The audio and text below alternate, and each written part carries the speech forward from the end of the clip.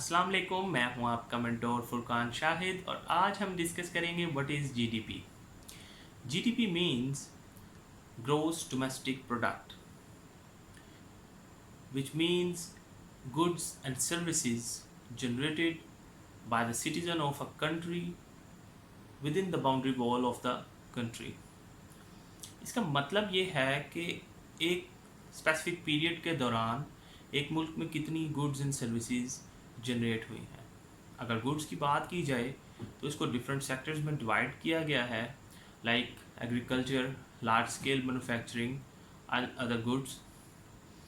जब तक कोई क्रॉप अगर किसी दूसरी फिनिश गुड का रॉ मटेरियल है वो उसके साथ फिट नहीं हो जाएगी और वो मार्केट में लॉन्च नहीं हो जाएगी फिनिश गुड की सूरत में, तब तक वो क्रॉप जीडीपी के अंदर काउंट नहीं होती। इसी तरह अगर कोई रॉ मटेरियल इंडस्ट्रियल गुड का है, कोई गाड़ियों का है, कोई रॉ मटेरियल इस तरह का कि कोई गाड़ियों में लगता है, तो जब तक वो उनके साथ फिट होकर मार्केट में लॉन्च नहीं हो जाएगा तब तक वो जीडीपी में काउंट नहीं होगा। इसी तरह एक कंप्यूटर बनाने वाली कंपनी या गाड़ियाँ बनाने वाली कंपनी ने गाड़ियाँ पिछले साल नहीं लॉन्च की हैं तो वो इस साल के जीडीपी में काउंट नहीं होगी क्योंकि वो पिछले साल के जीडीपी में काउंट हो चुकी हैं। जीडीपी की कैलकुलेशन की बात की जाए तो इसके अंदर नेट एक्सपोर्ट्स आती हैं, इम्पोर्ट और एक्सपोर्ट को माइनस किया जाता है, नेट ऑफ किया जाता है, तो इसमें नेट एक्सपोर्ट्स आती हैं।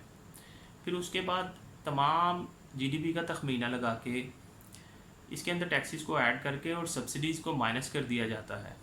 किसी भी मुल्क की तरक्की और माइशत को देखना हो तो जीडीपी एक अहम किरदार अदा करता है।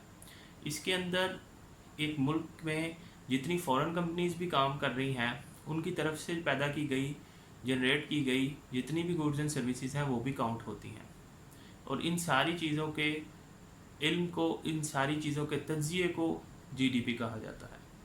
अगर वीडियो अच्छी लगी हो तो चैनल को सब्सक्राइब करना मत भूलिएगा। Thank you very much.